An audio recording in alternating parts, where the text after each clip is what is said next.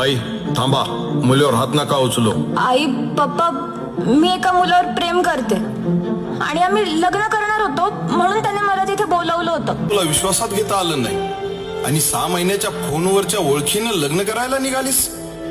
बघायचा आहे का तुझा हिरो? आणा रे त्याला. हा बघ तुझा हिरो. हा हा नाही, प्रोफाईलवर वेगळाच फोटो आहे त्याचा. अगं मीच तुझा हिरो. माझ्याच फोटोला तू लाईक करायची आणि माझ्याशीच चॅटिंग करायची आणि माझ्या बरोबरच लग्न करायला निघाली होती. नाही पप्पा, तो नाहीये. मी सांगतो, सोशल मीडिया हे दुधारी शस्त्र झाले आहे. काही तरुणी समोरच्या व्यक्तीस न भेटता फक्त फेसबुक व्हॉट्सअपच्या चॅटिंग वरून फसवणुकीला बळी पडतात. तेव्हा सोशल मीडियाची ही काळी बाजू उघडकीस येते. म्हणजे साहेब, हे सगळं सोशल मीडियामुळे झालं? होय, हा जो पकडलेला माणूस आहे ना, त्याचा धंदाच आहे. फेक अकाउंट तयार करायचे, सुंदर मुलींना गोड गोड बोलून आपल्या जाळ्यात ओढायचे, त्यांचे फोटोज व्हिडिओज काढून त्यांना ब्लॅकमेल करायचे आणि मग वाईट मार्गाला लावून त्यातून पैसा कमवायचा. चकुले, आम्ही तुला काय कमी केलं?